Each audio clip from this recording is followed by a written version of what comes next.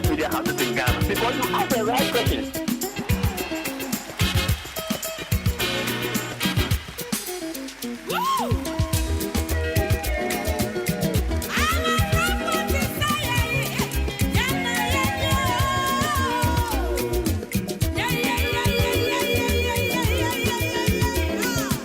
There is nothing bigger than AHENKAN933FM. For me, AHENKAN is one of the greatest media houses in Ghana. Because you ask the right questions. Ghana, AHENKAN933FM. Obuoba Ofori Amanfo, AHENKAN933FM.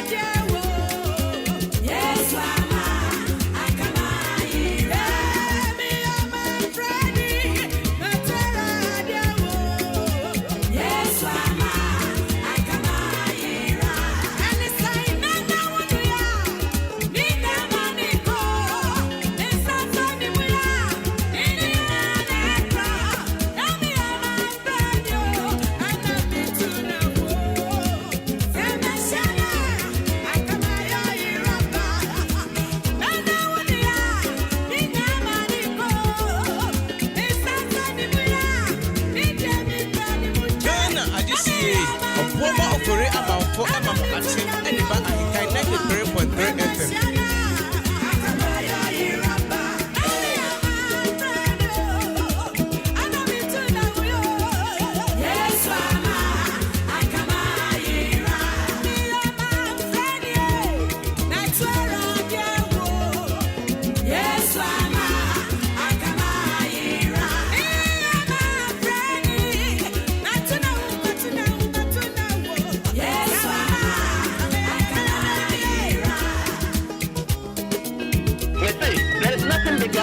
AHENKAN933FM is one of the greatest media houses in Ghana. Because you ask the right questions.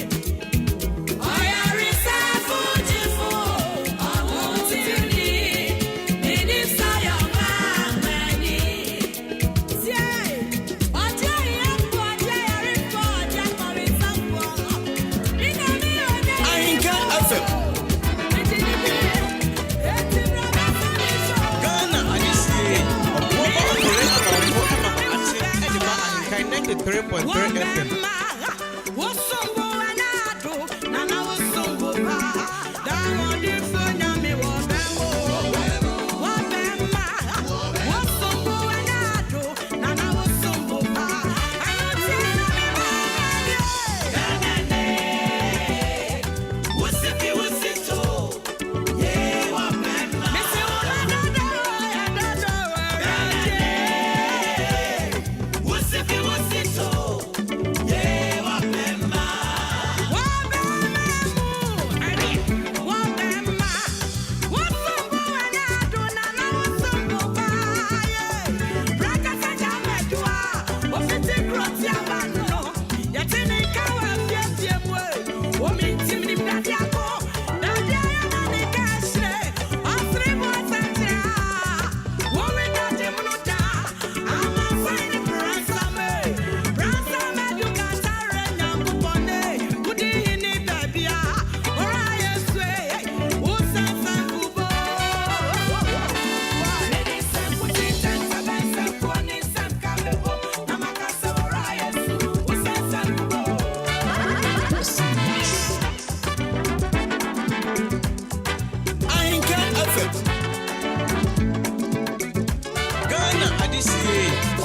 Ofori Amanfo Maakye Ediba AHENKAN933FM.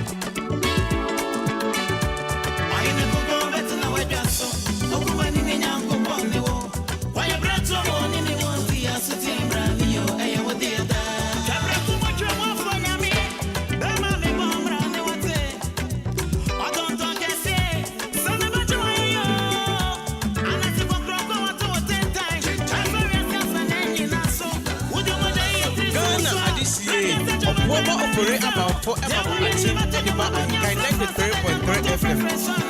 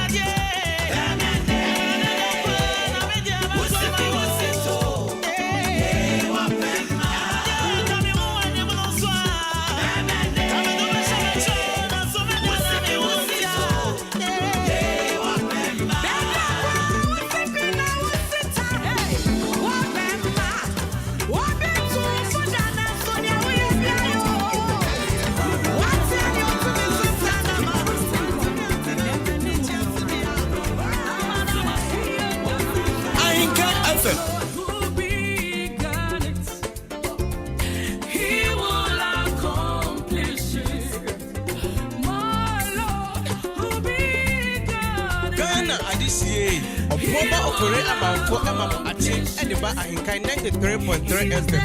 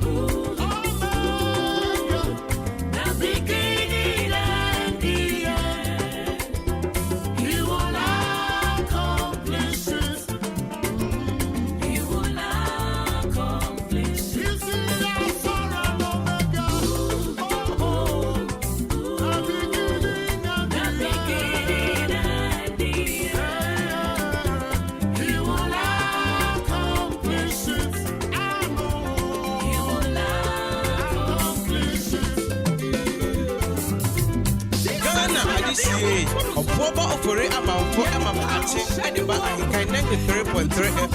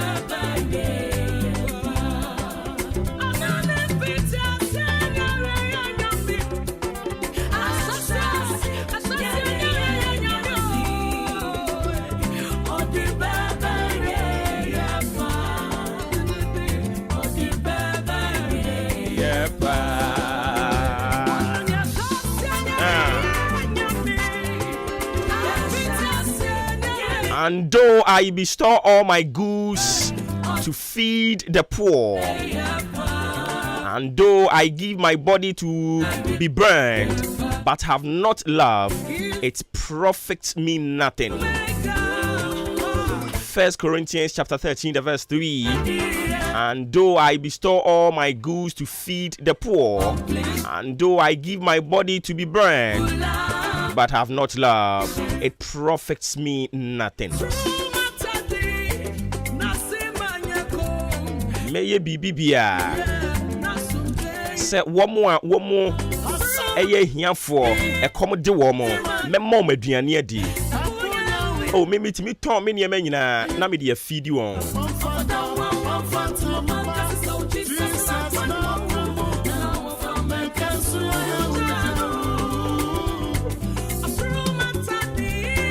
Nase manyeko me ye we nu nyina me kire wodo de kire nkrofo me ye mafamu de e de boa osese me ye we nu nyina na me ni odo a emfaso bi ani so metimi di mini pedua kra de ama om so momfa mbo afore se me ni odo a emfaso ani so. 1 Corinthians chapter 13 the verse 3 asemo Bible no ka kire me no. And though I bestow all my goods to feed the poor, and though I give my body to be burned, bidi mini pedua kra de ama wo mo so momfa mbo afore but have not love, in order it profits me nothing. I don't pay me bompa say odo ebidi enim. For we know the acts of love that are not covered by genuine intentions are empty and produce no rewards in our lives. Enti say ye masano to the world we may be considered heroes and heroines, but before God, who examines our hearts, our actions are empty. Enti say ye we nu nyina de kire nipa na ye chenta de ye cheshu na ye chenuane na ye che dan ye che cars ye chensase dia ye nyina say ye amanipa bom nsem amayen a anopa yi e wo se san adwene ho biom sanse ne ye ni nyina no se odo enimu a ne ne kwa. And into to the world they may consider us to be heroines and heroes, but before the God who sees and examines our hearts, our actions are empty. Ain't I no pray? I will kindly crave your indulgence. Say you will place love paramount amongst all the things. I don't pay. Oh yeah. Say oh child, yeah, more do enter actually. Men che ubi idea with intention. Say I will also get it. Enti obi wono mo a ono aduane na otwa de brewa woni say onwunu ju a won so obetwa bi abre no. Wo mo de no ye frɛ no odo a bibi tai actually. But anopai se wo be kire wo do de a kire obi na wamfa adwempo bi anta akire se me ye de ama no na minim se wo no nso be ye de ama me a wo de no ene ye nyankopon se yenka nche se so na nipa. Into your act of love, if it does not covered by the genuine intentions, anopai it is empty.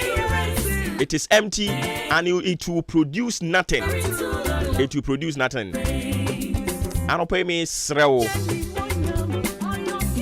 Se wo kire odo de akire obi am fa dwen boni bi nta akire. Anasa adwene bi nta akire se me ye de ama ne se wono so bi ama me. Develop genuine love for people. Me say develop genuine love for people. Obuoba no wa swear osoro ne form se wo ye den wo tan wo. Ubisa no chiri ni gina ubisa ne say okay, tan wo tan me no den na maye wo. Ono nso tumi ka ne pain say we onye me hwe but mi chiri no. But anopai Christ Jesus was crucified on the cross on our behalf, and I want us to reflect on that love. He was used as an atonement for our sins, he was accused of something that he knew nothing. But he demonstrated a genuine love and developed a genuine love for somebody, even if the person seems not to like you or love you. Charity does not begin with good deeds. It starts by having real love for people. And I want you to have a real love for people. When we are talking about love, quickly a buyer say, oh, or done it yet. Or done it say, or baby, maybe. Never. Love people genuinely.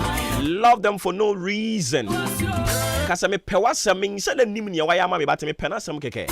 Who say yetimika? We onya bibia mama but me penasam keke. And only a friend with genuine love. That's a genuine love no na aketuya papa ewom. As God has ushered us peacefully into the month of love.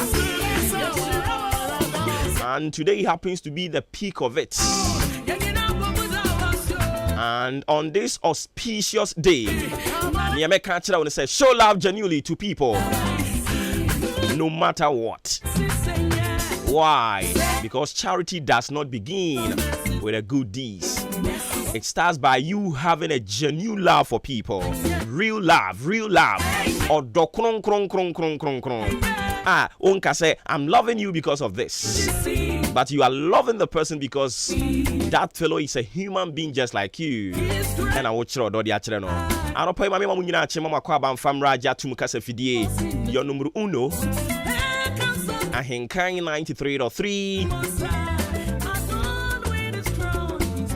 Maakye NAS in Kunya de Bremu Free Sabre Kopimisano Panun Dubebo for God Encounter.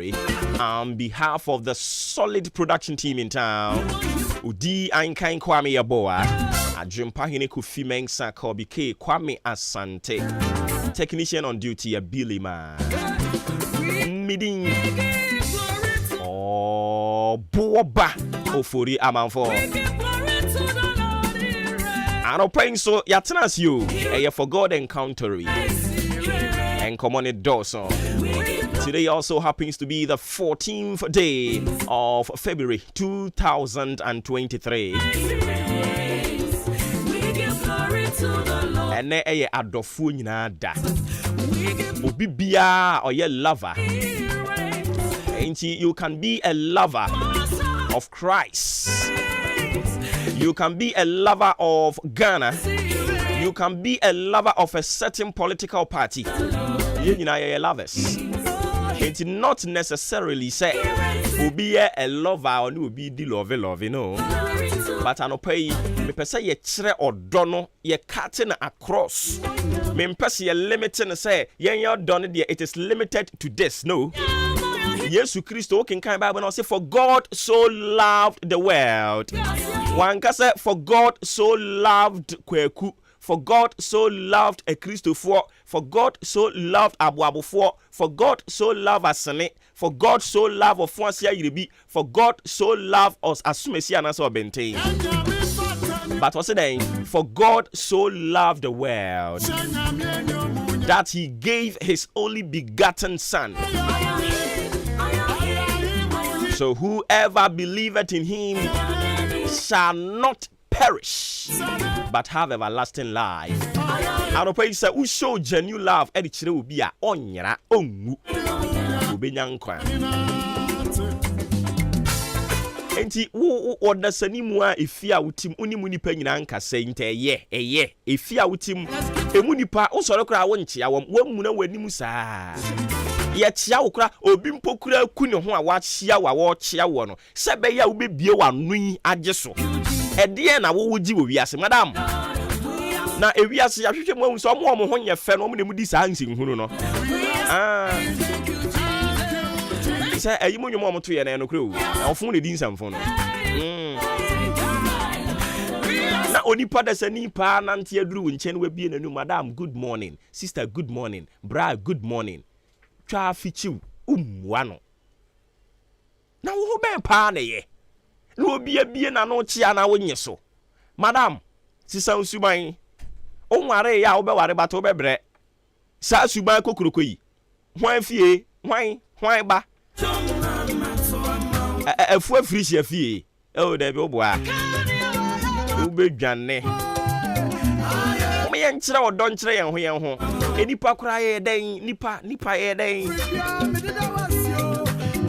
we are nothing o ya gaga na no pay wo de hram wa ye hugu nsɛm ni hwanhwɛ ye fa gu nsɛm ni hwanhwɛ anope ya unya ntwitwiri wo sin try hwɛ ete sɛn sente no. You are nothing, so humble yourself and show genuine love to people. When people are demonstrating love, when people are showing love to you, don't let them regret. Now, the nije na chiang council for nije so. Where the budi. Ade na aju wi ase. Koma ye nkyere odo nkyere yen ho yen ho. Yesu Kristo also obedi achi anke yemu bi. Man so awon ye twekra anke yenwie ye. Because ye stubborn. Very stubborn. But still also omre yen. Oda so akrikra yemu. Okoso akere odo kronkron ne de akere yen. Enti anopo eni me so make akere no say, don't get tired showing genuine love to people, real love to people. Shaba.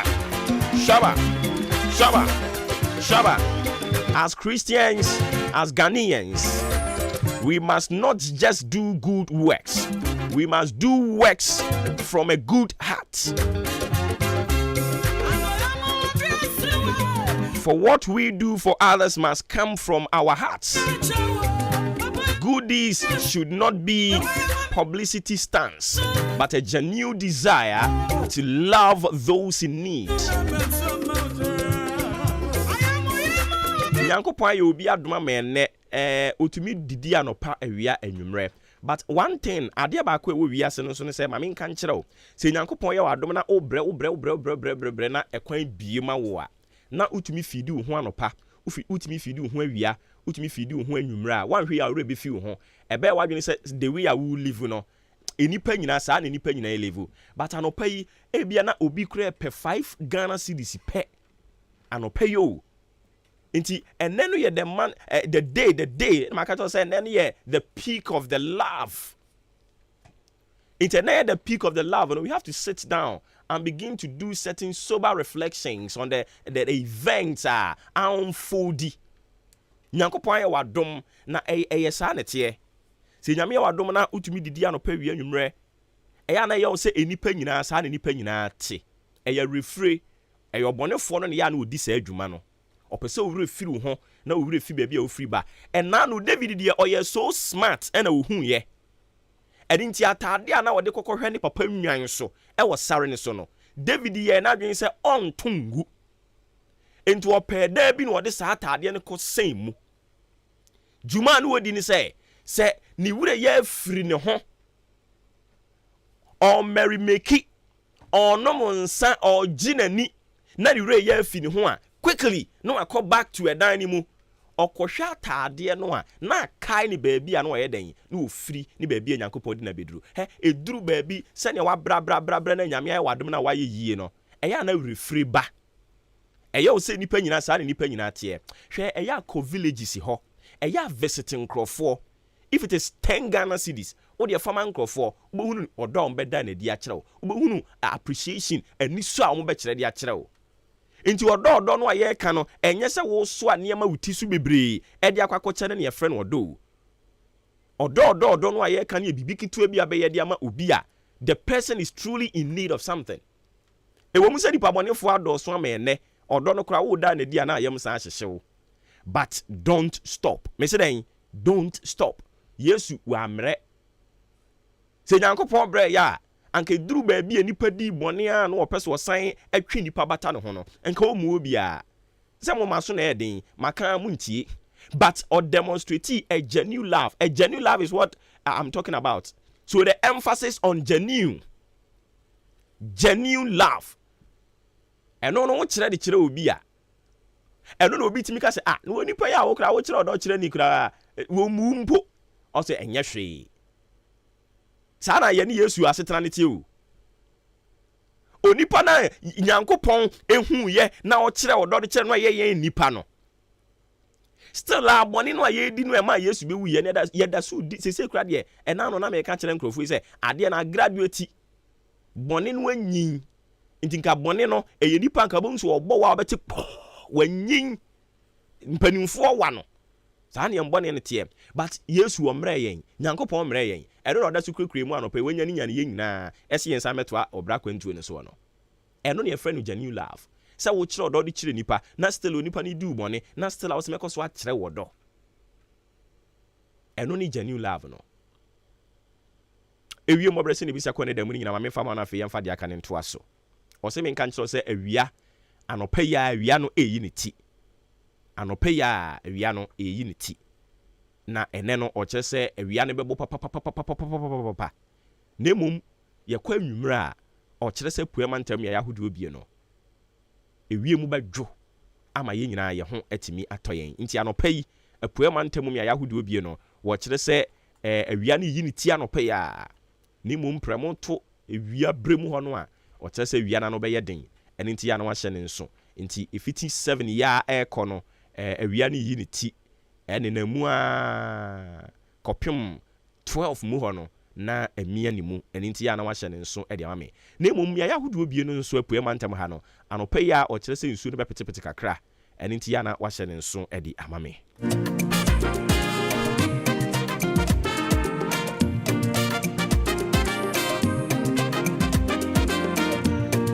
and before we can pride ourselves to say yeah disciples of God, you know, there are some traits I will say demonstrating. There are some characters it has to be seen in us as well, because you can't be a disciple of somebody and we cannot see a certain trait a common between you and your master. And he said, my master a cheerful giver. Automatically, no, I was a impartation in minya. That means to me, senia you give cheerfully. So that's I don't know. Ye boo baby dia to say obi enwo dia. I said no man won't be. We are no man obe wa no man. Say anoma wo kran man anasa ponche da. O say okoto nwa no man. Okoto nko wa no man da. Sa na sem na tie. Enti say uyo obi a u give a definitely no I was say o ma enso so esua se ne ye ma. O sorry I was o ma no mtimo de. Me de me ba we de ntimo de o. Wa bisa wo nkwala brem. Da bi wa nkasa kra wa tena se bisa wo ho yie. Ma me bi na no nani abre wakosofo ho asembe na aba yenya no kura na ne ba no wo mmirim nunku no ene ese ma me nya botre e asembe na aba oso osofo me baba ayi entade entienti anko an wo hye on sha tade ma ne ntra ne kotodwe da yes sa we are sure say akoda yi onsua obi e wo mabusua nim ye de abusua nim dey okay. Any Yankopon ya adom na osofo yi nyame bie na ni call maame no time ano no so ya baba awa na brem Yankopon bie na ni ohun ye se maame ne se ne bana taade ne ntra ne kotodwe sai ono kra de ono no ne na wa mu ankasa ne na ha mu ankasa na ne ye hwe o ka che ne se maame ubetimi akwakofa wo time ana wo age say no o picture de aba o se an maame ne kofa ba ya ye hwe ataade a no ono na bre so time ana o te se ne ba no ntade a no wo hye no na enya asanketwa ene mi ehunu sampa se okoto onwa no ma enti se wo de akwara no kura tare no betoto ne maame de no ho a na je se akwara ne de no kura de ye tenten enti se utiri mu odin a oma they will learn it from you and they will take it after you. Enti sua demonstrating your papa man kwada ni hu obu ono mo a oseme de ma doye ni misua free me maame ho ye de ye fie de ye cha de pa o na wo so atiri modern wo sua free hefa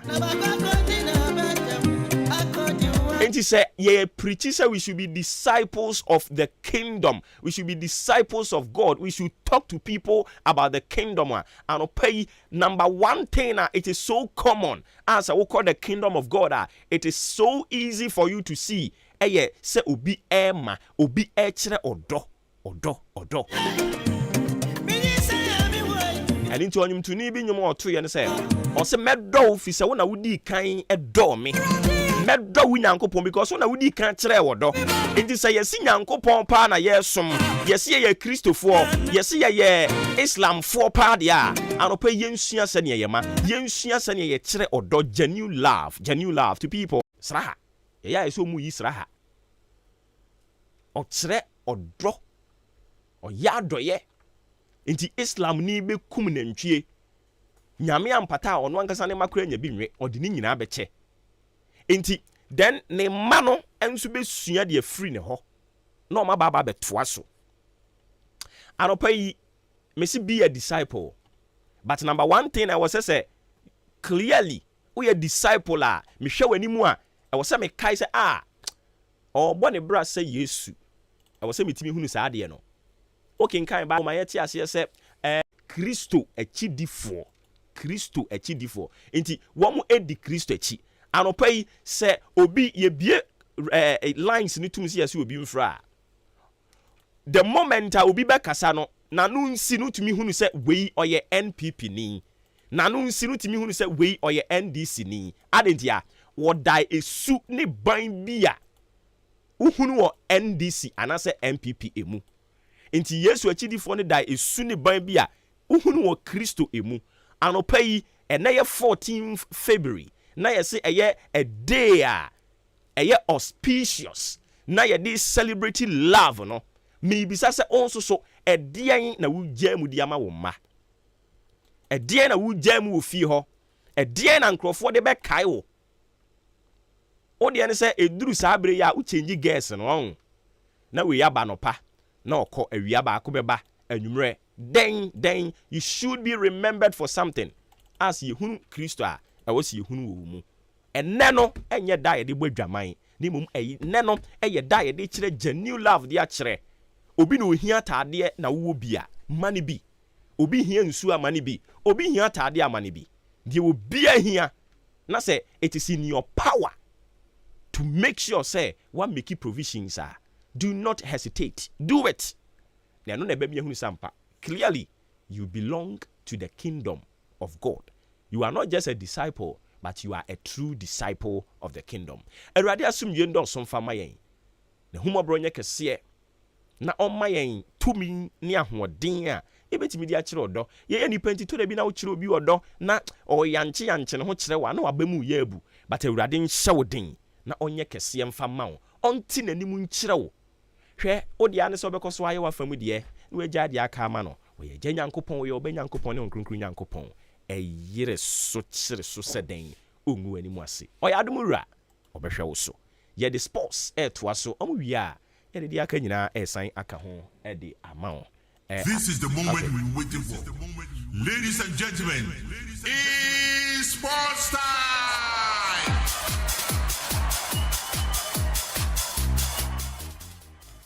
Before Chamai mpo mokodi ya adumu na nso ya adum na meton kapa na o ka abakwasem say enra na ye World Radio Day na me monitor pa and na ye besan ka ho asem kakra World Radio Day na metiu pa metiu enra na ye ka na ye de sere but time an ye na mu no na ye wura ho mi say na ye ize o ye say ada asemani bre beba no ebeduru ba bi no na fi adane esere sa na tie se wabamu amu se yabamu bu ya anka ye nu ye ho so that ye but yabamu amu na we kept the force so that ye na ye pia ene ye kan na ye desere na metiu sa na tie wa na me so me de me mfaton ba ko ye mi se masa enya form za o chairman ena form ka ba bi kwan ka yabamu bu yo mi so mi call golden star e wo so adru na me kodi papa ni hum ya was ya na obi a wani ai say dia obi ti ba eduma no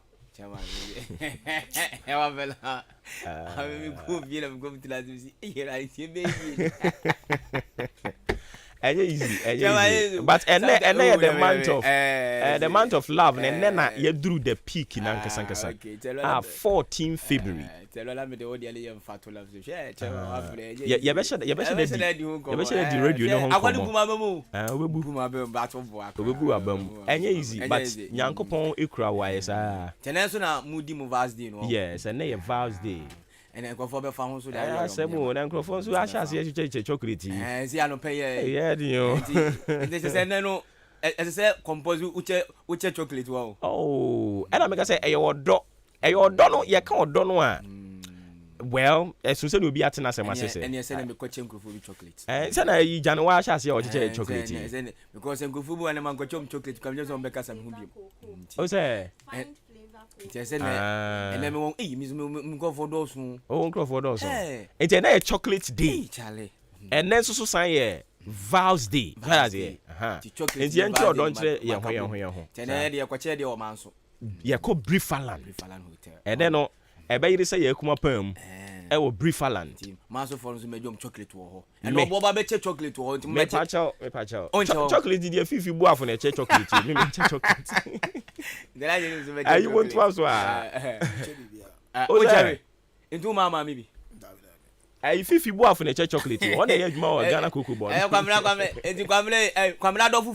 Come so mobile in front, only chocolate. Now we had more chocolate company.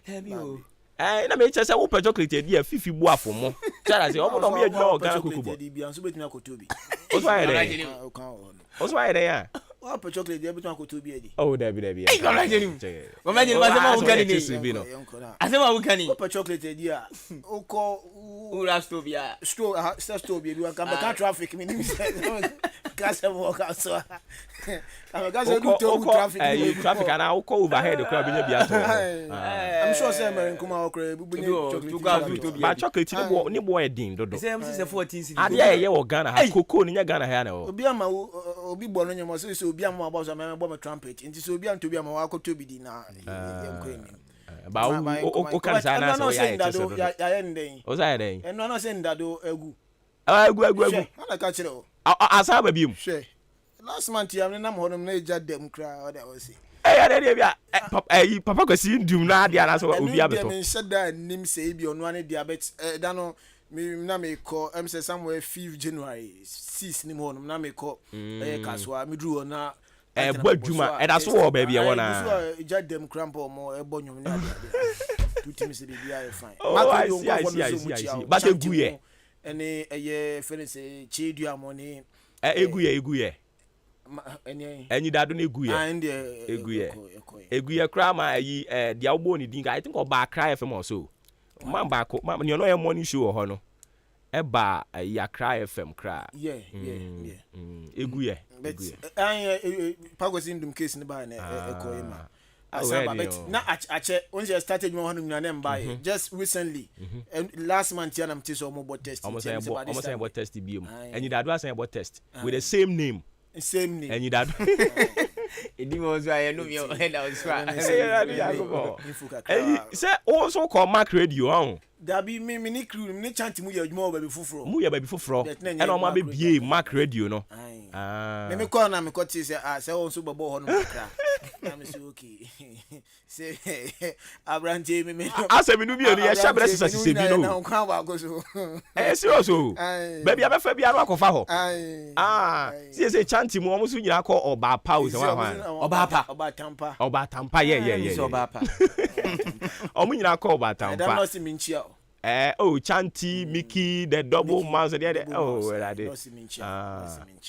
Anyways, mo komra. You be call some na doors na no pe agudie mu nsem ne de eba na no pe midin e de Joshua Kwabena Jenim what the kind at Obrimpon Opokuware in Canada afei Yosef Ajiri Raymond Ashetewura na Benima Oli Mubua near the nsem no Abidjan ene anope di kind no yem fast da Emma Soboti omabo esika dwetre me da agudie mu nsem no enso eba na no pe upe bibi abobo agubo se ne hot anase eye cool dia for the chairman akwaji Soboti ni bi na bobo na bibia so enkofa enfama di sobolo na se eye we na nkasa na di ayem afa moko ka ho hwentia e ka ho pepre ka ho abrobani moko nya ka boma ya yam no moton aye ne se soboti ya ena no pe onya bi na so de tu nsuom na so twema ne di a bibia so betia kofa ama we no aye de ma ages bi a wadi na se mfa woni imfi a wadi na adwuma oye bia no soboti no obetimi abobi ne ye nya ya unya nsu ohira uyiti bag ba ko na odi atum no atwema ne di opa fa sugar kan opa abonesa na bibia so etimi akofan enso edi ama ene English wo no natural intene no ujibu na bo betimi boa ma bibia so etimi akofan enso edema cafe nim intene no mamo mpe cafe no soboti no enso aye de mamo sans vegetarians no so no soboti aye de mamo na asem that is soboti ubo bi no na boa ma immune system no enso ejina brane na afi prepra wa hawa na afi obrabo ho na so etimi di nchiache na bibia so akofan edi ama afi wo high blood pressure bobo soboti bi na ntempa so no entu asem enso emfa ema wo hwe cha kwan pedudu otu a wo ni chiem odom market na se anyamina enterprise honom ine no ubenya bedudu na enso etimi etu afefe na mbe na nkoma ka we chenya no oni mpenifo ndi 055 111 96 20 055 111 9620 and 0244 0876 95 afe wo eye achim down ma o fe number 0244 878763 0244 878763 now so when you be atom Alhaji Hankuri Enterprise ebi ho Samson Frimpong Enterprise afi anti-ajo provision store odan Roman Samson Merenkroma enso ababu hanumia ubenya bi no ato nana ya provision store enso etombi ho Samson sister very provision store eno so no do ni chemo no ubenya bi no ato na afi oba AHENKAN FM hanuma soboti no so busu hanuma ubenya bi no ato na bibia so akofan enso edi amafa Jubilee Hospital enso abo echidom de dwumade no enso eba bejaw ena no pay se oyare hododo na pa baby agi ayaresa ye ama yare wan so etimi etu ayira enoa eni Jubilee Hospital oba doctors na nurse fo bejan so ahwo 24/7 na bibia so akoye enso edema opesa obeda private room na fa doctors na nurse fo ejina so hwewa oba necessary opportunity no ubenya afi lab ho opesa check blood group na fa ni aka nyina oba no so no betimi enya afi pharmacy antenatal care postnatal care na afi theater so won ma operation bia person ye bia no na se surgery a ye betimi enso edi aboa e bia wa fa fro person midwife surgery so eda na ma odro computer ni no oboso no beso no ba wo afa ho afa ba be pm na Jubilee Hospital yemboa afi ultrasound ECG scan no so aba e mana mafo afro no twa scan ehun sakra na oda yem no oye oba oye bema afi oye bema o prostate so no se wo hwe chi akwantere be pm na afi fa ultrasound ECG scan no ntwa scan kama na bibia so enkofan enfama yare bi achew usro o fere so bedi nkomoda che unua anase wadamfo a be pim ne fa cancer unit no enso emboa afi wani na wo hwa dia unhu ade benwa unhu ewachira unhu a mese yo eye clinic kese on ma na so ba eno so no ye betimi edi aboa afi Friday anopa bia no nchechire koso edi ma diabetes ene hypertension for no na se nwena mo bedi nsuambo na afi ndua mo betimi aboa ma sha yarewa no so no etimi etu aida oba na se kom na dan se wo fie na paduane dia kopiem Jubilee Hospital mo canteen no na koto di papa na di na bibia so enko fine information insurance nso de say government and say private na o de ba ye beje na ya hwoye odan aboabo amantra bridge ne so honom ina obohue 0244 59 575799 0244 575799 and 0241 784645 0241 764645 Yanko amanone nyakofa amanone semno yemfemra ene UEFA Champions League action time round of 16 no ene ye hwedwumadie na se nene uremu pack the princess big game no baso Paris Saint-Germain tonsa da fe bamunchi boboko no afe uremu San Siro AC Milan tonsa ala fetime fan Tottenham Hotspur no me antam so 7 pm and 8 pm and as a game way and also shas here afe nyame admo china uremu Belgium abonte so Club Brugge tonsa ala fe Benfica free Portugal no me antam so Samsung ko uremana yese nyame ademo chena ebekɔ yanim big si bebre ene beba so ewo the Signal Iduna Borussia Dortmund ebetosa ele fe Chelsea no me da yantam so sa games we nia nyame ademo chena eno so 8 p.m. ene sa 2 games we nia eba so ukopie mu ewo Spanish La Liga Santander anima enra game bako enso timeto form na wɔhwe no Espanyol etena se Marosa dead eche no boneka ni miensa Espanyol so entimi ante afa Italian Calcio Serie A no so no ya Sampdoria eni Inter Milan sa game no ekoye ne obi a entimi anfa goal Antonio Contremo sa so na Verona enso etena fechi Sanantina eboneka ni mbako a Sanantina fo no omonso omantimi ante afa England so no game bako enso timi eba so Liverpool etena fie Everton eboneka ni mienu a Everton fo no omonso omantimi enya no bi Mohamed Salah na fe Cody Gakpo na nya goals no edema Liverpool yenwura mu awo nyame admen ne ewo Parc des Princes team e fa no Paris Saint-Germain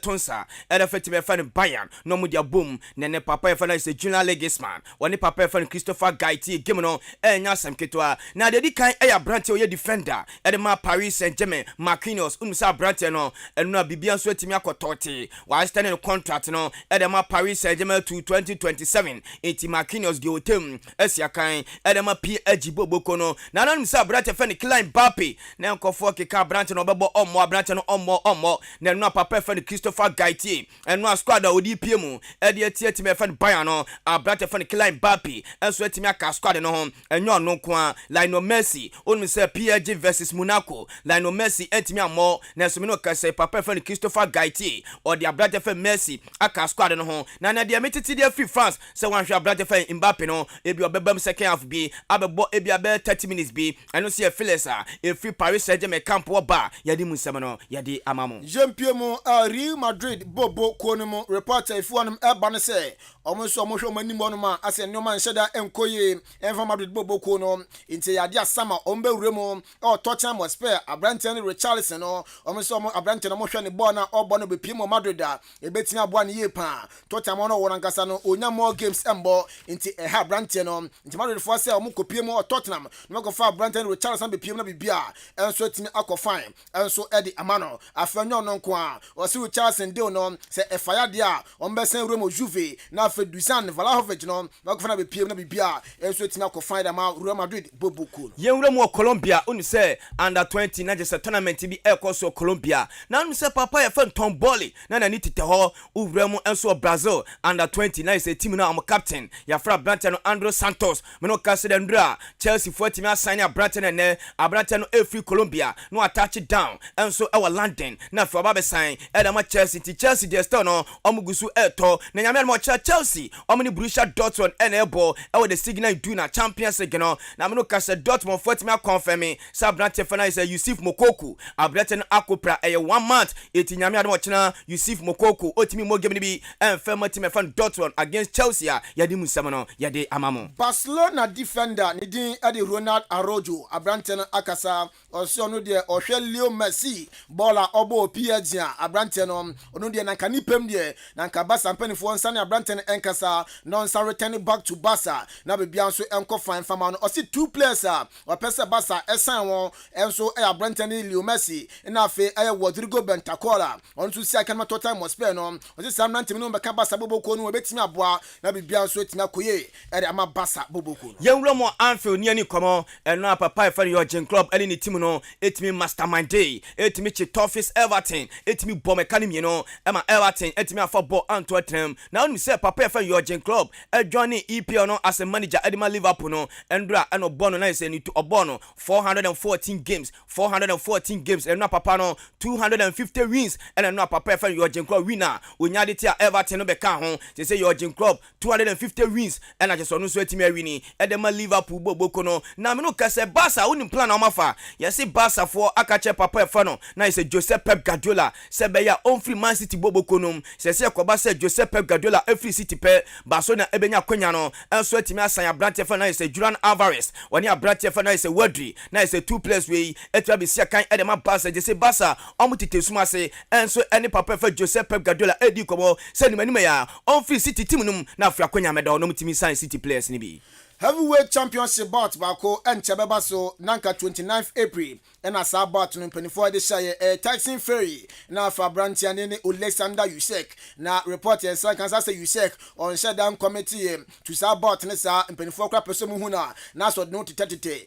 na Tyson Fury say ne no say Alexander Usyk anja ntum say sa bout no obeko a oni Deontay Wilder enso akasa osumase a na so we the 4th bout Fabrantia ne Tyson Fury and Deontay Wilder enso de bebo nti Tyson Fury chema Usyk on the bout no ambaso dia on Deontay Wilder and this bout no be pim so Wembley yewura mo basa ne ani komo of course anopaya Maria ye research kakra dia ba onu se baso na coach samaba na hwehwe coach samaba abepia mo baso na yesi coach a watimi abo 47 points and as 47 games enso atimi age points duto no anopaya Mauli aye top 5 no edia mame o se baso na coach samaba o matimi abo 47 games o matimi anya points duto no papa Luis Enrique and the kind of 47 games and so team record 115 points and also Ejimej and my Barca Samson papa for the Javier Hernandez about 47 games and so team record 112 points and also GM and papa for Ernesto Valverde about 47 games and record 111 points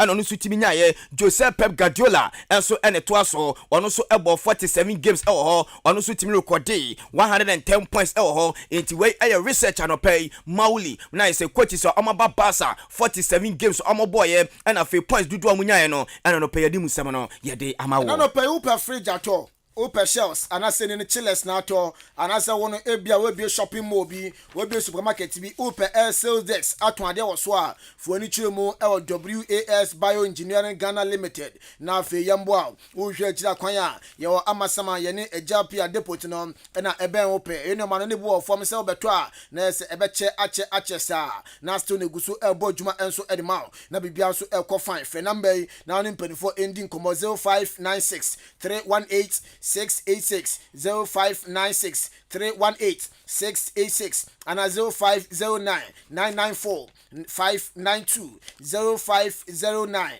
994 592 ufrem penifo ba joso na fe o chillers o shelves o fridge o basket and as a sales the so bi ato na bibia so akofan e the amount yenwura mo the blasters of Ghana ne ani komo onu se nyame adema Maakye a eba so Ghana AFCON qualifies enso ebe hwase papa fan Chris Wood in enche ena GFF timi boni din so mrai no manager en fema the blasters of Ghana na uko amanania Ghana 4 players a omusu sia kanema the blasters of Ghana no players ni bibretimi pra etenu na papa fan Keto Kreku wona na administration no enso etimi wishom e ka chom se enche omhutimi ntom de di kan e ya branti a na yeso uwram da branti fan Daniel Kofi kire uwram of Freibecker abranti no etimi epra afa branti fan Alidu Sedu uwram of France FC Lens wono so etimi akopra afa Elisha Owusu uwram so ewo na yese uwram enso ewo eya bonte so abedjoma bonte so a wono so etimi akopra and afa latest one no e branti fan Joseph Pentel wono so akopra entienu na me no kase GF president no enso etimi awehye sa Mlante we se animani omhuntimi ntom tam se ne papa fan Chris Wooten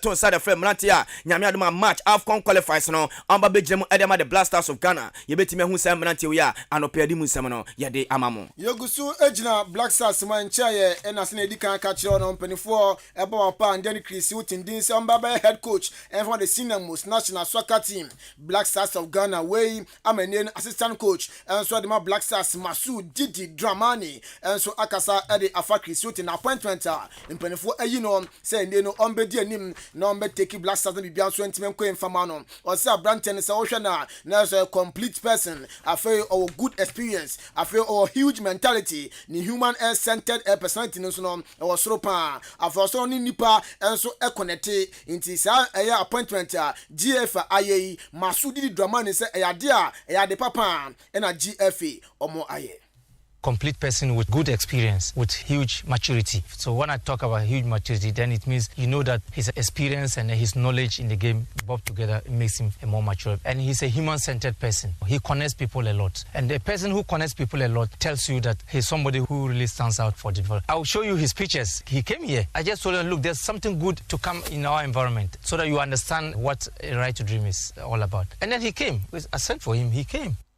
Wey Masu Didi Dramani, the senior most national soccer team Black Stars of Ghana assistant coach in Koma with the giant any. Na enra wiano ana Joshua Kapachenim Etchipen Papa Efan Reverend Osekofi Abusiafo Beka Abrate we on the first Ghanaian player Obo Asante Kotokwane Asufuk eti papa ne ba no football na onimiye pa ena busa Papa Efan Reverend Osekofi say papa what is say GFM penifo etimi abo Papa Efan Chris Witi din so no mla me head coach no so wate na we afina FF no aye na ekoba ne sense otoado obi oye scout no ne ade adwuma ne ma no na Chris Witi no wa coach Tottenham Hotspur ni big teams no momu na chese ohye coach otoado asem yenti asem Papa Efan Reverend Osekofi edi tudwa So we mu pa she no kurimu a se ka ono ne pani aka wa se uto ado she na se ono ne position uto ado she as a scout ono scout ma Dortmund and the Christian we qualified coach on scout and the can say here dey show uto ado ase I said the be every phone be nya control ba uto ado nti no de man so on be jana ma won wa ye na dwuma dia because they say the watina mo no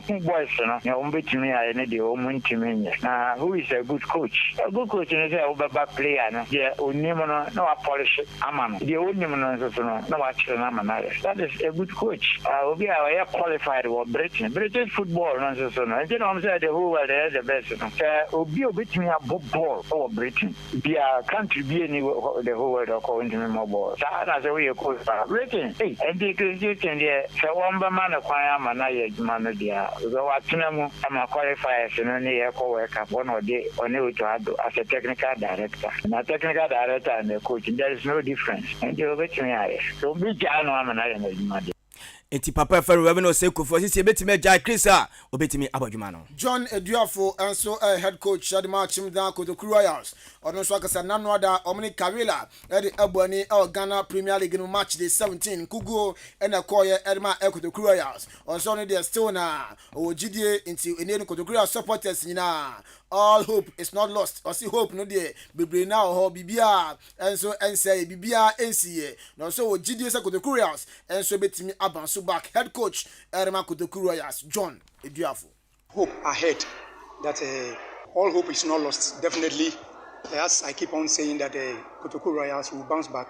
Surely will bounce back. You could see that we played almost about 60% of the game, but just because Karela took their chances and that had those 2 goals and they scored, I'm happy. Even though we lost, but I'm very confident about the performance of my team. Onwie no na game no no Abrantia ndin enso de Richard Zikwei enso April mampanifo eyini free game no mo o say o hwe Abrantia ne ball na o flanks one ma na bibia nso ekwe di man na o control game no ntini pra na April na mpanifo eyini free game no de eno kra na course ya Kotoko Royals enso etimi edi nkugo e wo sa game omne Carolina United e de boni wo Ghana Premier League no emu.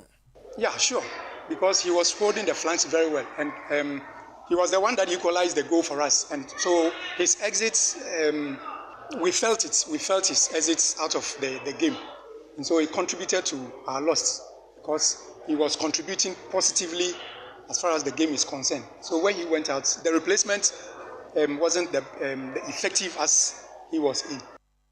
We sema head coach Shadima Chimdan Kotoko Royals and so the 2 years no Ghana Premier League no match day 17 game back we bukemo and no preparatory and so edi free ho Accra Lions etnase oni bebia ni Ghost Stars edi bone ko wiase no na obi etia bonye kwaka ni mienu Abbas Samari Sarifu na afa Ibrahim Isa penalty na kanu tumu and so the Accra Lions afa Abadina Gotete Ashama Zlatan and so ebo 2 goals ni na edi ma bebia ni Ghost Stars standings no Ediana Stars Hotel 2 Hato Foko 28 Bebiani Ghost Stars 27 Asanoko also our 27 African Faisal 16th or 20 Temali City 17th or 16 Kotoko Royals at 18th for our 10 points. Na yegusu our Kotoko Royals nyani koma na no okatachi FIFA ya Kotoko Royals PRO ene no be PFia ha ene nsem no ade betu ayese enkofo nim ewofia na nyasem ketwa na sa bebia Kotoko awi ana kwabra busa nsensesi ya Kotoko eden ne mmaban ana mu betima ya second round no Kotoko betima survive e dey free relegation also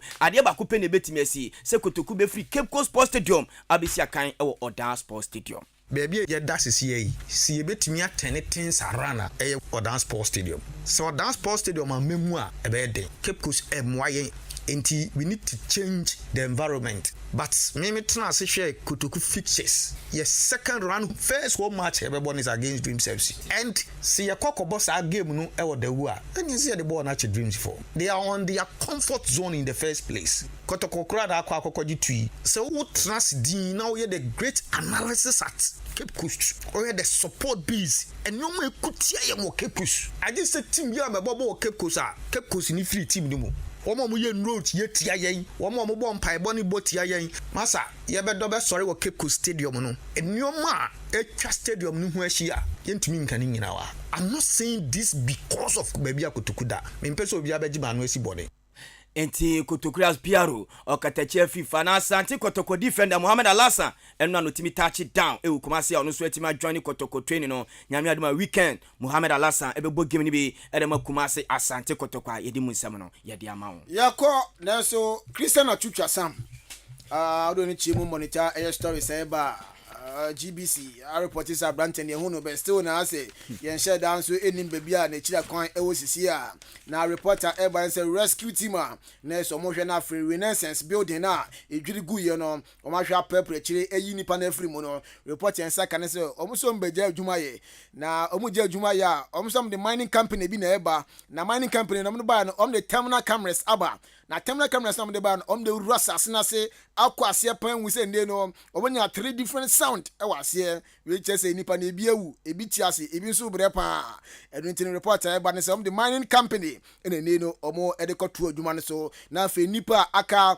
renaissance building ni mu no omo tim ayo mafrim na bibia nso atimi akoye edaman Syria any Turkey na say hona earthquake we see reporter nsa kan say nipa be say 35,000 na earthquake yi see na say omo so kan na omone eye yato nkra omo afri atatefo asase so nyina de mpaibo etechire se abrante ni Christian Achutwa Sama ebisi ehunu wa hanom hospital still na yenyanya concrete evidence bi asa abrante no yehuna na ase ni no yehuno paibo na etechire se abrante no ebe wie no na 1 weekend 1 day or something ebe wie no nanka abrante no ho son na boni bia anto no na busuafo ne na eri sua na ne no omo esu nti paibo na data Christian Achutwa Sama chi GCB nso de nka minim se omo de nka omo ye we kakra omo report yanka weta se anu ami hu atibi omo se Christian Achutwa Sama ya rescue na fi rabu nim but still na as yin share de anya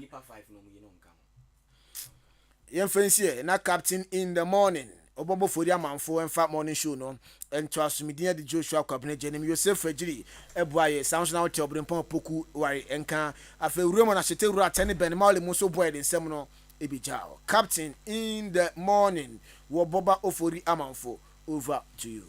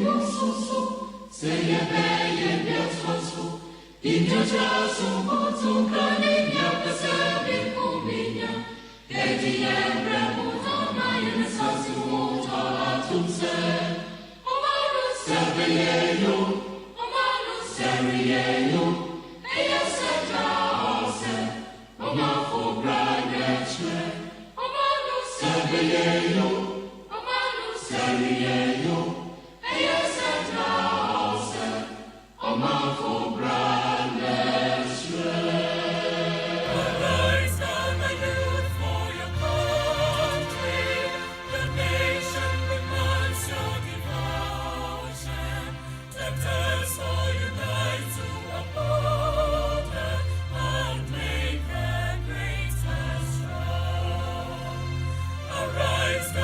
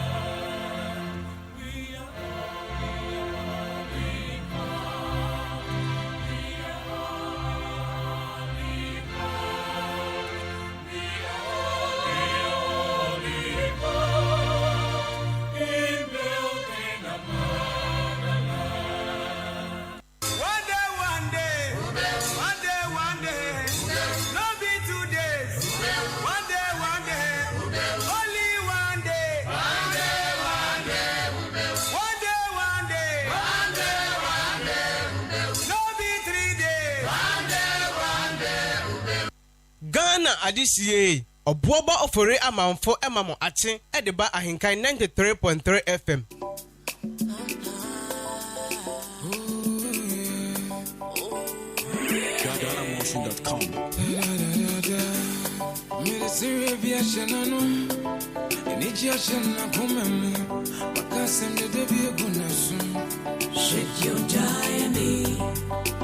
Ghana Adisie Obuoba Ofori Amanfo Emamo Ache Ediba AHENKAN933FM FM. Shed your diamond, shed your diamond, shed your diamond, shed your diamond, shed your diamond. You made me so beautiful. Shed your diamond, made my life so meaningful. Shed your diamond, median coming to me, baby. I'm a dreaming home, many the swan in a sun. Come see me, no be more. Reset, order pa, and we end up. Ghana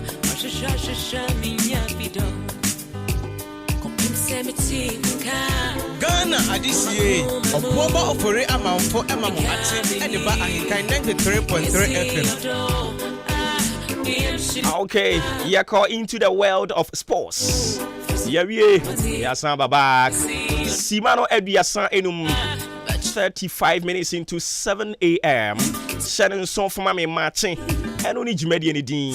And until the Asadade Kwama Joshua Kwabena Ejeni. Obrimpong Upukuare. And Yabusian Kainina Kweku Bimpong. Burundi. Anope Mama, good morning. Burundi of Oman FM. Oh, there be Burundi, we are too much. Okay, so Mahuse and then a lot of people are celebrating their birthday. Enti niye nsaka wa hanu yababu nyina so na fe actually no surprises aka no so ya to atwene mu mame mfa me nua be ma mfa nhya ase ye frɛ no Osafo Kwabin Emmanuel. Osafo Kwabin Emmanuel. Osafo Kwabin Emmanuel. What I throw OKE. OKE. Mame Bajego. I don't know call Ago FM. Or your programs manager. And into OKE. Osafo Kwabin Emmanuel.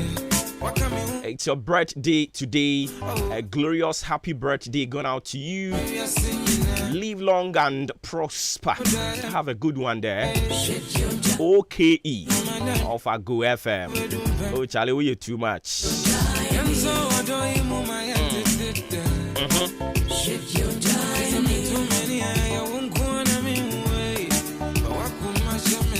Also then. Okay.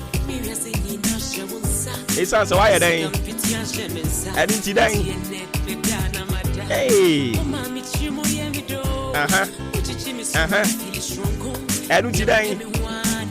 Hey sister, you don't know. Give me a reason to let you stay. My life has never been the same since the day I never felt love. Hey, Eddie, from Miguel Cotto. Miguel, it's your birthday today as well. Happy birthday going out to you. Live long and prosper.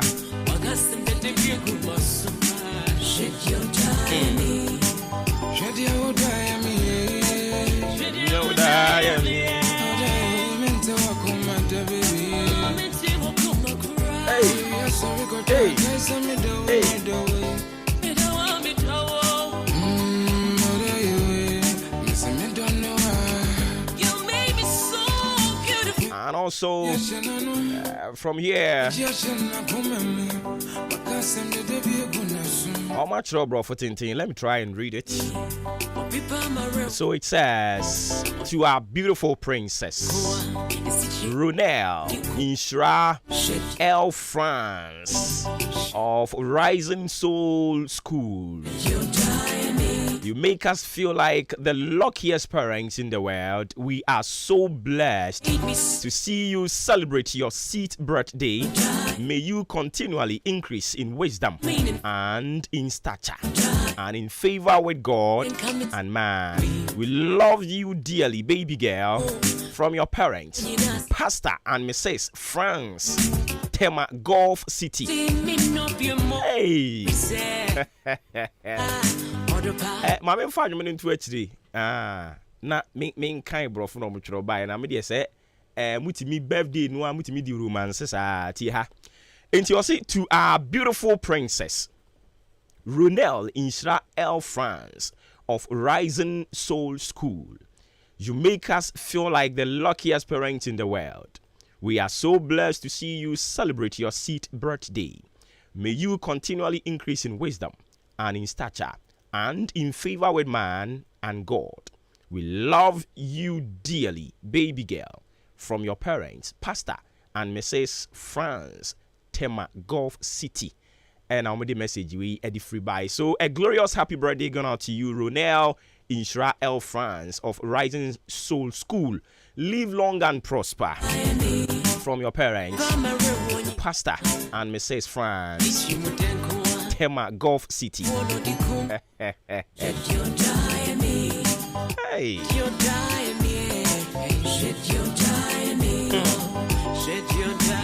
I call it 6 years. They no hope brofo no.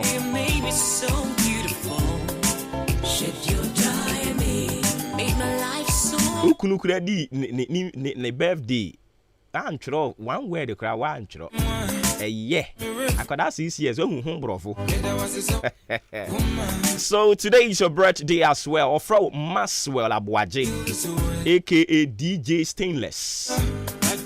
Efri Kobike ho, Efimi Ankasami ho.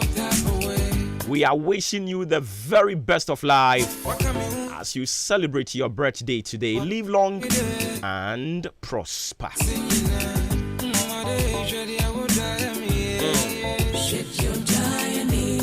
I'm a friend producer Abuaje or Bosomi FM. Charlie, we are too much. Valentine, we are too much.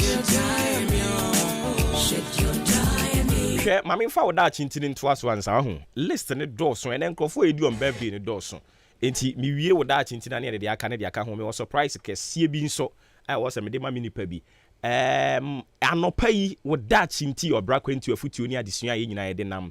And then yede nam ne brofo kasa me say stop entertaining gossip about other people. Listen, stop entertaining gossip about other people. Enti e bi ene mababe fa kobike ho asem.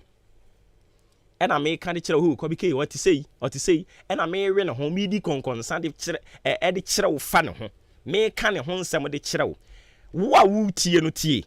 Wa obidi obi one some ba walk our baby in a home conconsan, what baby in whom securuno. I was out here say, who had the vim and the energy, the vigor. Our day can't say someone. The same thing what they want to so once and make a baby. Aqua.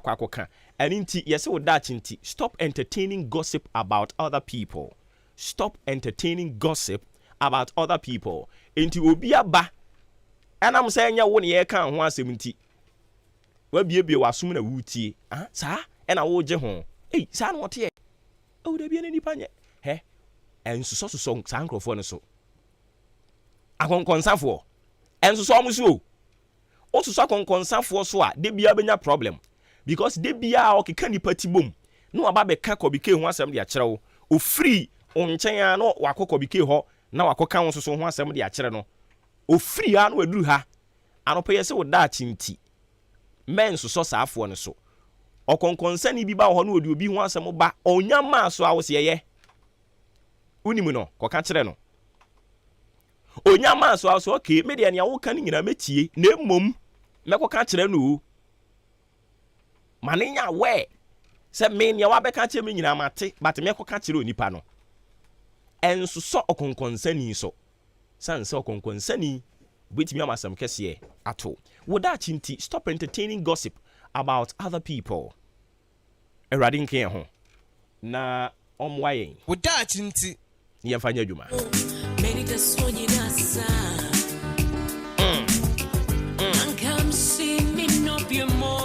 say Oropa.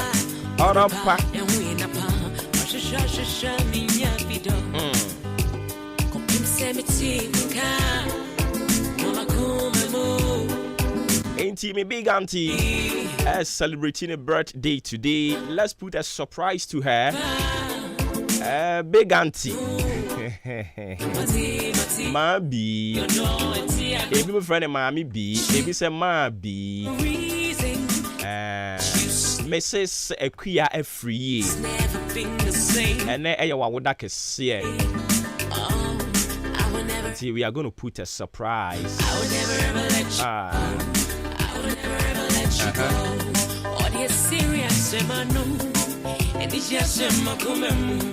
Wakasem that they be a gumasum. Why? People, my room. Him me ditri mudanko. Now, and then you remember Briefaland Hotel. Yeah, Tunsa dia fro se won so bra be kan hona. Yen nyina yem for dom mo dom yendi chocolate. Yem for dom mo dom na yeni di yen ho komo. So ati ase enti eye chocolate night. Ye ko kire odo de a kire yen ho. Enye ne bone so. Anopa yi akua gya ne wa da roma. Enti anopa yi menya chocolate edi. Chocolate no menya bi edi. But the di no as a foreign one. Tayo Ghana de na nkesa ne de udi atimi se chocolate ni ba dem di na tayo edwanu mu ase rubber esa na sa so that is enti akua gya no ada romanti anopai mi menya chocolate di onsu benya chocolate di se chocolate no hwani mu ana ma koto Milo tie na efa nsuo wo no se Milo ene 50% nyina wo mu se 1 cedi na fa nsuo wo no peburudu ka ho bone gwa wadi chocolate me ma brabo ne nye tinchina twan wosanne tinchina mi di chocolate o yesa be gu ho ani mu ase tinchina ne wose mi di chocolate e de di Milo to Milo o de waboka 2 Ghana cedis o de say Milo kra na o so mu ni 50% wo mu a pe 2 cedis fa kokoto Milo na fa nsuo si gya so eye de no a fa wo no pe burudu bi ene burudu ne boa yeden ba tom yeden yebedi na fa wo no pia ne kakra sa eno ne ye no ne gwan na wo so aka na to so wa cherechere ho kakra chocolate no na wudie no. Life is so simple but yana yimu bebre ni enhye de nhu so intini yama na e konkro but abrabo ne so simple. Ewrade nhu ne yemobo no o ma ye ntiase ye wa abrabom ni intimi mo ne so simple saa say inti eno no. A glorious happy birthday going out to you, Mrs. Equia Free Mabi, the mother of Ohima and Anahima. Ghana for the wo no de mamo no na mo frɛ no Ebony, but abusuafo frɛ no Anahima. Ebony fi mu ni mfinhia enum aba. Ene ne maame a yen frɛ no Mabi. Ene na woda kɛse a ye celebrate no. Nyankopon ya adom a 16th no ye ya woda 16th ye ko dansoman na Ebony senia odi na woda bia ne papa afa to ne ho so na otu epono kese a ye nyina akokɔ gi ani no e de kai Ebony no nyame ya adom a ya woda nso abusua ni nyina ekohia ye tun sa dia fra mu amaka ni nyina ese mo na meka yen ho meka kwaache abusua no ho on ni nyina nkonkwa gi ani na enye fe e wo danso man nti madawro ma mo am wo danso man ni nyina ya woda ye Ebony na woda nti ye tun sa dia fra mu nyina so obia ye tun sa dia fra mu ye jollof rice day Ebony ti ase ani na aduane ano pepa no nti wa free mu dia na e wo se ye nyina ye twehie mu na ye jollof no ye de kakai no ene maame awoda nti ma bi anopai ye mo awoda soronko yankopɔn to nkwa nam na sɛ ne wakyekere wo wera ma sisi a yɛhwɛ w'anim kura no a na yɛn a yɛaka nyinaa yɛwera akyekere no nso wɔnkyekere wo wera saa na wɔnkɔ so anhyɛ wo den na den deɛ but awurade wɔ mu bibia bɛyɛ yie afei agya kwa aten na ankasa nso ɛduru saa bere ya no makae wɔ mo ba no awurade nkyekere wɔ mu nyinaa werɛ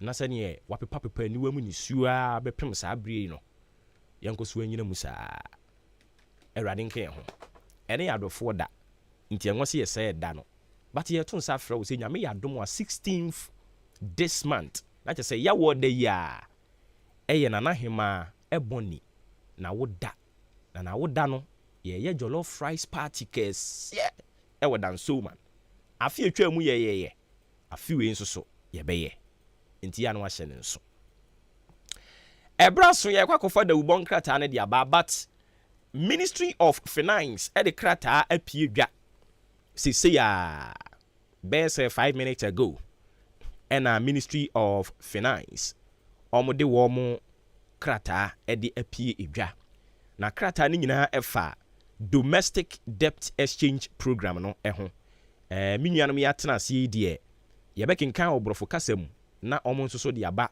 twi mu ɛde ama yɛn nti ɔmo mu bia ebetimi pay attention to borɔfo no a yɛbɛkenkan no na ɛbrɛ no so a wɔtimi akyerɛ mu ama tiefoɔ enti ɛho asɛm eni sɛnam di kan ka kyerɛ wɔn bɛyɛ sɛ sima enum ntamu ani ɛna Ministry of Finance ɔmo de krataa yi ɛde apie edwa asɛm bɛn ɛna krataa no ɛɛka domestic debt exchange program no ɔmo ɛsɛ den ɛwɔ ho ma mi di kan mo makɔ abansa na afei ɛkenkan wie ɔmo atimi akyerɛ mu bi nuanom yɛma mo happy Valentine. Thank you, Nya. Oba. Papa. Bibi aboko deɛ. Oba de ada Roma. Ede radiase. Na vas dinti na ene wa address sei na na.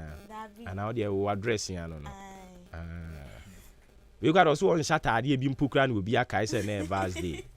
Emema we wo ware wo mo a problem nko a. On kai na by force. Ne dia na wa hye ne ye kai. Papa. Who me dia na on kai.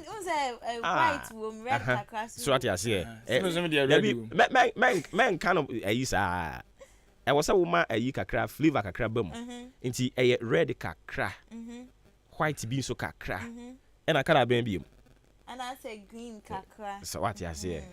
And I can't boom ye. And red no so ya na flowers. So what you say? Come on. Some me dey radio. Nya dam dam. Na we on dey hu e be hu ni ntema so dey. Na ene ya de vim ni nyina e call Brieferland. Ano pe me pompe me di kan ho. Na chire mu amaka no so maba. But Ministry of Finance so krata o mode abanie. Mumu bia betimi pay attention e ja chire wa chire mu ama ye ne yetiefo ntie nie. Ose Ministry of Finance press release o mode ba ye ene 14 February 2023. Mamimbi me mekania na wa hakakra na minhunu so. Ntie ni. Ose participation in the domestic debt exchange program. Accra, Ghana, 14 February 2023. The Government Domestic Debt Exchange Program, DDEP, closed on Friday, 10 February 2023, with over 80% participation of eligible bonds. The government wants to thank the people of Ghana for their forbearance and support throughout these very difficult times. The government wishes to reiterate the following. A. That from the onset of the DDEP to its closure on Friday, 10 February 2023, the participation in the program was voluntary. Bako mienu. Having in mind that the entire exercise was voluntary, all throughout the exercise, government always affirmed that crucial fact that individual bondholders are free not to participate. Thus, the right of the individual to self-exempt was never in doubt. B. However, under the circumstances, government at the same time always made a strong but humble appeal to bondholders' act of burden sharing in the ongoing national effort to tackle the economic crisis, bring back macroeconomic stability, and guarantee sustainable growth and prosperity for the people of Ghana. D. Government, in addition, offered alternatives to encourage individual bondholders and retirees to tender for the new bonds, which will have wider secondary market circulation. The government is grateful to those who took part in the advocacy in securing an improved offer for participants. The government would like to reassure all individual bondholders who elected not to participate that your coupon payments and maturing principals, like all government bonds, will be honored in line with the government fiscal commitment. The DDEP is being done to help protect the economy and enhance our capacity to service our public debt effectively. The alternative of not executing the DDEP would have brought grave disorder in the servicing of our national debt